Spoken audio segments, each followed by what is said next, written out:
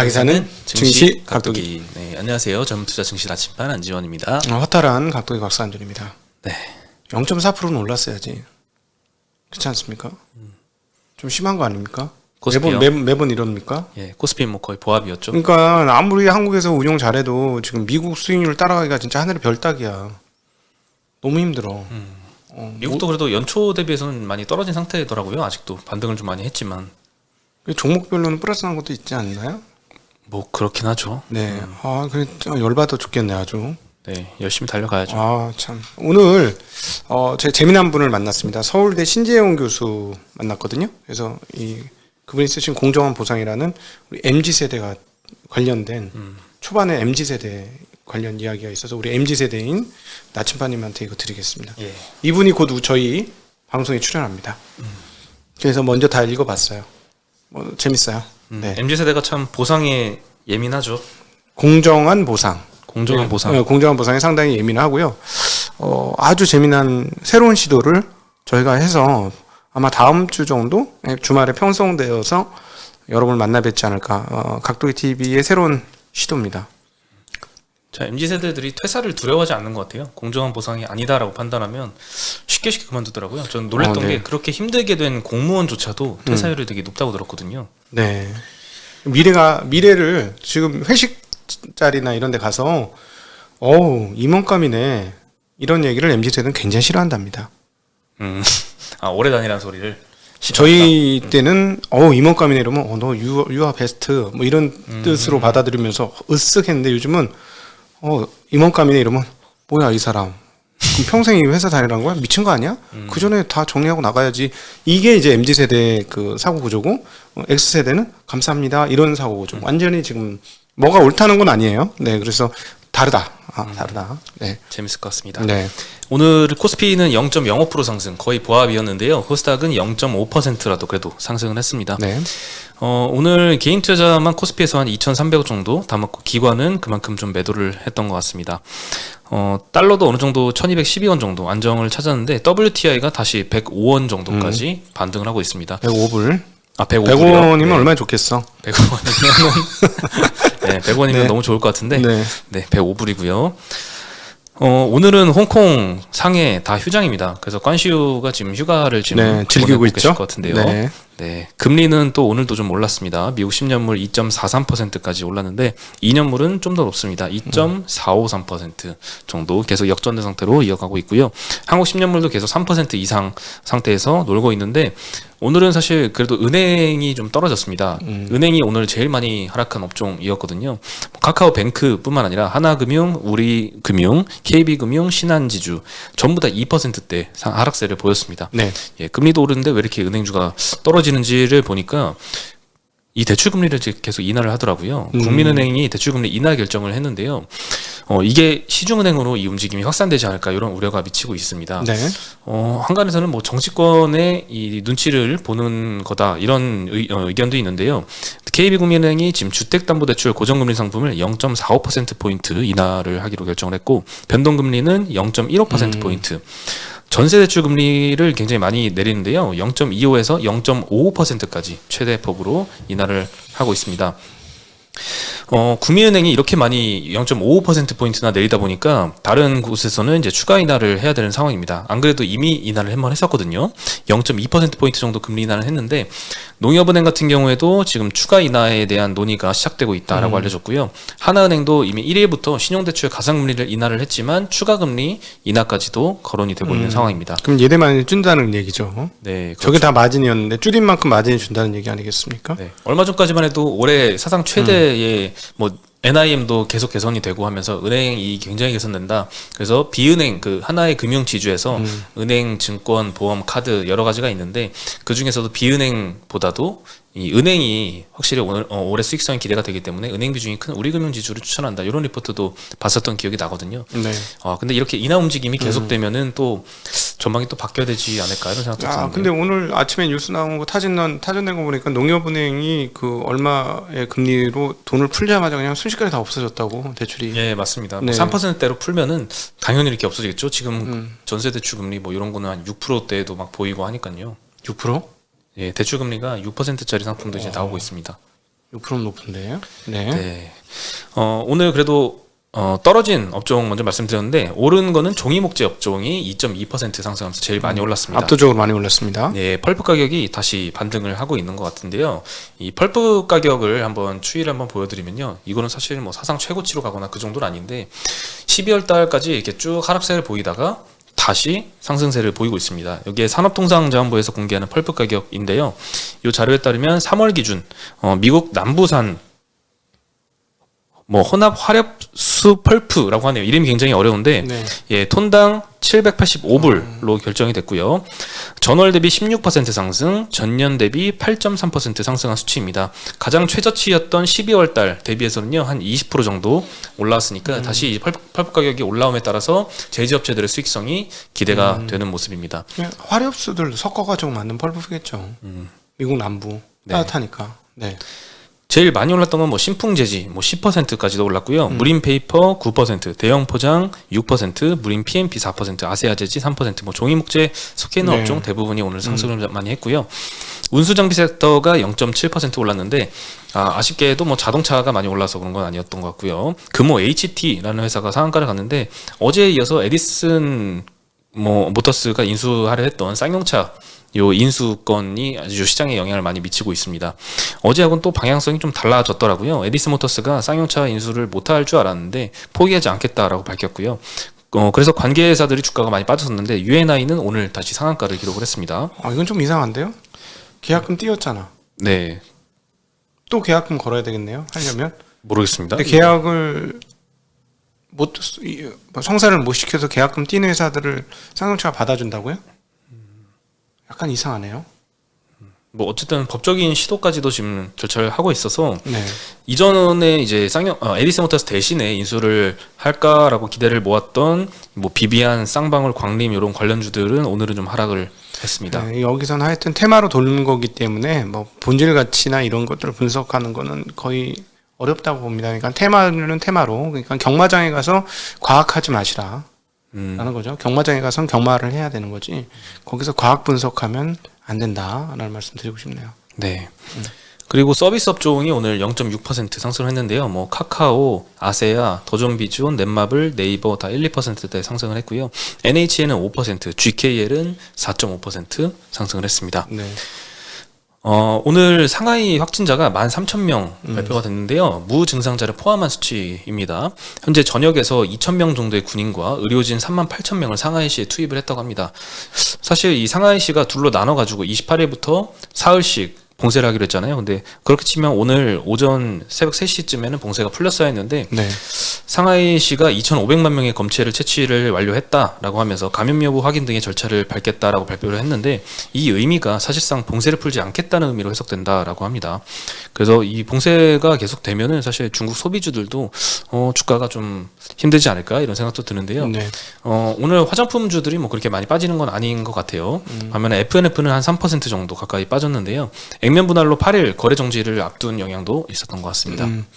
사실 어제 테슬라 관련 예상했던 게 테슬라 상하이 공장이 문을 닫았으니까 이 영향을 미치지 않겠나. 그래서 뭐 아니면 또다 다른 내연기관 차하고 비교하면 너무 많이 잘했으니 뜰 수도 있고 이런 거 보면 아닐 수도 있다라는 말씀을 드렸었는데 오늘은 전혀 다른 걸로 움직이긴 했습니다만 만약에 상하이의 테슬라 공장이 안 움직인다면 중국의 셧다운 상황들은 조금 만만치 않은 상황이라. 그러니까 이건 테슬라하고 상관없이 테슬라 공장이 안 돌 정도면 이건 돌아야 되는 공장이잖아요.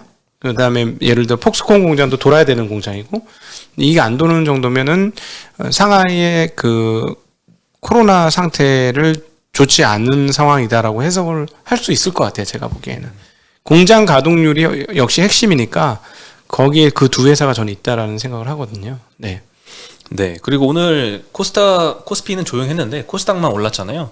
그 영향 중에 시총 상위주들 보면은 2차전지가 한 3분의 1 차지하고 있습니다. 네. 테슬라가 어제 5%대 급등해서 1,145불로 마감을 했더라고요. 오늘 2차전지 섹터도 좋았습니다. 네. 에코프로는 13%나 올랐고요. 에코프로 BM은 6.7%, 솔루스 첨단 소재 6%, 동아기업 대주전자재료 4.7%씩 올랐고요. 셀업체들 LG엔솔, 삼성 SDI도 2%대씩 상승을 보였습니다. 이게 그러면은 근데 테슬라가 테슬라 때문에 오른 거예요? 아니면 트위터 때문에 오른 거예요? 2차 전지 섹터요? 아니, 트위터 때문에 테슬라가 오른 게. 테슬라가 오른 거요. 테슬라가 오른 거는 트위터 때문에 아닌가 이런 생각도 드는데. 그럼 2차 우리, 전지가 우리나라 오른 2차 거는 전지는 트위터 테슬라 때문에 오른 것 같고. 그러니까 트위터 때문에 오른 거야? 테슬라 때문에 오른 거야? 뭐 그런 생각이 들어. 여러 의견이 네. 있는 것 같아요. 그 31만 대 발표된 것도 안 좋게 우려로 보기보다는 뭐 긍정적으로 보시는 전분기 대비는 분이 있을 것 같아요. 68%니까 기록적인 상승이었죠. 예. 근데 테슬라 계속해서 관찰하는 사람들 입장에서 보면 전년 동기 대비 증가는 뭐 뻔한 사실이었고 68%는 대단한 걸로 보여지긴 합니다만 올해 연간 항상 땡겨오는 거잖아요. 이렇게 네. 큰 성장을 줬더라고요. 그래서 저는 개인적으로 지금 170만 대 내외를 보고 있는데 170만 대면 굉장한 성공입니다, 사실은. 근데 그거보다 초과해서 200만 대 할 거면 밸류에이션이 더 높아질 수도 있는 상황인데 만약에 이번에 이 공장이 제대로 안 돌아와서 2분기에 타격을 입으면 어쩔까 하는 고민이 생긴 거죠. 40만 대, 50만 대, 60만 대 만든다고 해봐야 그럼 되는구나. 30만 대, 40만 대, 50만 대, 60만 대 이렇게 만들면 분기별로 10만 대씩 늘어나면 되는데 30만 대 만드는데 2분기도 30만 대 이러면 조금 골치 아파지죠. 아마 빠르게 올라오지 않을까 싶습니다. 상하이 공장이 제일 중요해요. 그래서 그런 측면에서 그러니까 이건 무조건 돌아야 되는 공장이에요. 그러니까 테슬라 입장에서도 그렇지만 그 제조업체의 이 중요성을 보면 이거를 못 돌릴 정도면 상하이 상황이 심각한 거 아니냐, 아니면 심각하게 끌고 가는 거 아니냐라고 보는 거죠. 그래서 자꾸 그 얘기를 하는 겁니다. 그리고 이제 농슬라 요즘 주가가 굉장히 좋은데요. 자율주행 농기계를 만드는 네. 회사인데요. 미국 사례를 보면은 어느 한 농부가 244만 평 되는 경작지에 콩이나 옥수수 농사를 지을 때 휴대폰 앱을 통해서 트랙터를 조종을 해서 밭을 갈고 있다고 합니다. 뭐 GPS나 스테레오 카메라까지 장착한 이 무인 트랙터가 0.1초 단위로 장애물을 파악해서 알아서 멈추고 24시간 동안 밭을 알아서 간다고 합니다. 우크라이나 전쟁 이후에 이 에그플레이션 우려가 촉발이 됐는데 그래서 자율주행 농기계가 지금 주목을 받고 있는 상황이고요. UN 자료에 따르면 2050년 세계 인구가 한 95억 명 정도로 예상이 되거든요. 이 인구들을 먹여 살리려면 지금보다 농업 생산량이 한 70% 가까이 증가를 해야 된다고 합니다. 그래서 이 미국 정부에서도 지원을 굉장히 많이 하고 있다고 하는데요. 농가들의 이 첨단 농기계 구매를 위해서 보조금까지 지급을 하고 있는 상황입니다. 그래서 농기계 세계 1위 업체가 미국 디어사라고 있습니다. 네. 미국 디어가 완전 자율주행 트랙터를 태블릿 PC로 조종함으로써 인건비 20%를 절감할 수 있다라고 밝혔고요. 주가도 우크라이나 전쟁 이후에 더 많이 올라서 최고치를 경신을 했었더라고요. 그리고 또 신기했던 건 잡초만 구분해서 자동으로 제초제를 뿌리는 요 기계가 있다고 하는데 이걸 활용하면 기존의 제초제 비용도 77% 절감한다고 합니다.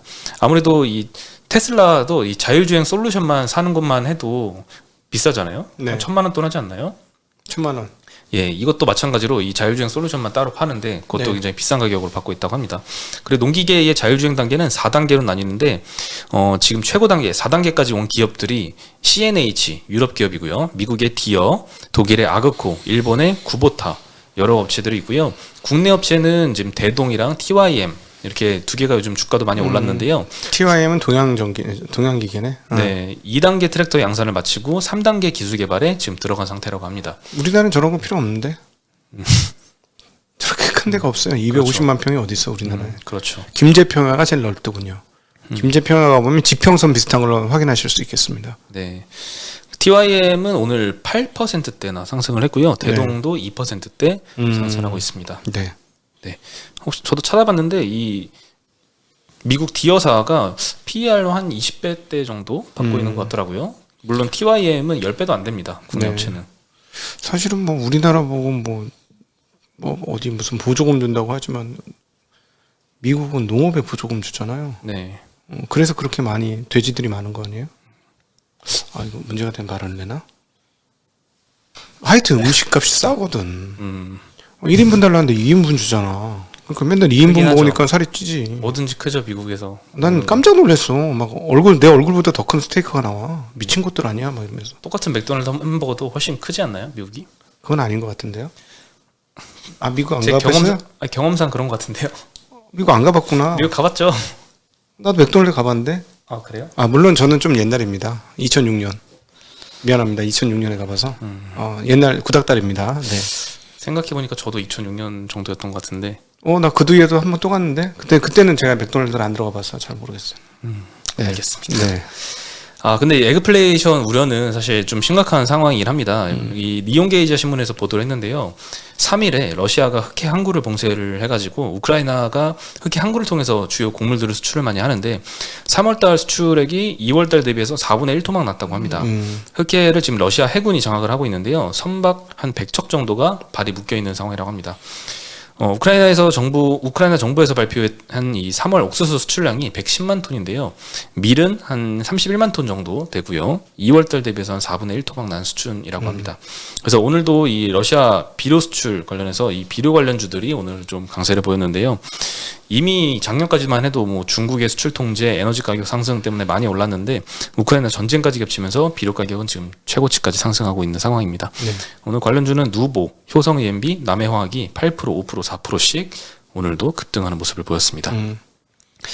네, 추가로 라면 업체 요즘 움직임이 좀 괜찮은 것 같아요. 3월달 수출 굉장히 호실적 발표를 했었잖아요. 어제 말씀을 드렸는데 3월 수출액은 21% 전년 동기 대비 증가해서 7천만 달러를 넘었습니다. 월별 기준으로 최고치를 기록을 했고요. 하지만 이 흑해 항구 봉쇄 때문에 이 밀 수출이 지금 3분의 1 토막 났잖아요. 3월달에. 네, 네. 그럼 밀 가격이 만약에 추가적으로 계속 오른다라고 하면 이 라면 업체 입장에서도 가격을 또 올려야 되는 상황이 생기지 않을까. 원재료 그렇지 않다면 원재료 부담이 좀 많이 커질 거고요. 그래서 좀 우려도 섞여 있는 상황입니다. 오늘 뭐 삼양식품은 3% 정도 상승을 했고요. 수출을 굉장히 잘하더라고요. 다른 업체 대비해서도 점유율도 계속 올라가는 것 같고요. 농심도 1% 상승했고요. 오리온은 0.5% 하락해서 마감을 했습니다. 네. 네, 그리고 마지막으로 블룸버그 통신에 따르면 이 중국 국영 기업들이 러시아산 LNG 요즘 많이 안 사고 있잖아요. 그래서 그런지 이 헐값에 구매하려는 시도를 하고 있다라는 보도가 나왔습니다. 네. 중국의 게다가 국영 기업인데요. 이 시노팩, 페트로차이나 이런 기업들이 LNG 현물을 값싸게 사들이는 방안을 해당 공급업체와 협의 중이다라고 보도를 했습니다. 전 세계 LNG 수입상들이 지금 안 사고 있는 이유는 평판 리스크 때문이겠죠. 그래서 구입을 중단을 많이 했는데 중국 기업들이 이를 숨기기 위해서 러시아 기업을 통해 입찰에 참여하는 방식을 검토 중이다라고 하고요. 예. 다른 소식에 따르면 가스 거래상들이 이런 얘기도 했대요. 중국 수입업자들은 이미 몇 주 전부터 러시아산 LNG를 구매하고 있다. 네. 그래서 국영 기업까지 이게 나서는 걸로 보면 서방 제재에 동참하지 않는 움직임을 계속 보이고 있고 또 미중 갈등이 이것 때문에 다시 재점화되지 않을까 이런 생각도 들고 있습니다. 네. 네, 좀 마음 편할 날이 없는 것 같네요. 그래도 뭐 주가는 미국은 마음 편하네요. 미국은 편하네요. 열받네. 네. 네. 네, 저희는 오늘 그러면 여기서 인사드리도록 하겠습니다. 네. 안녕.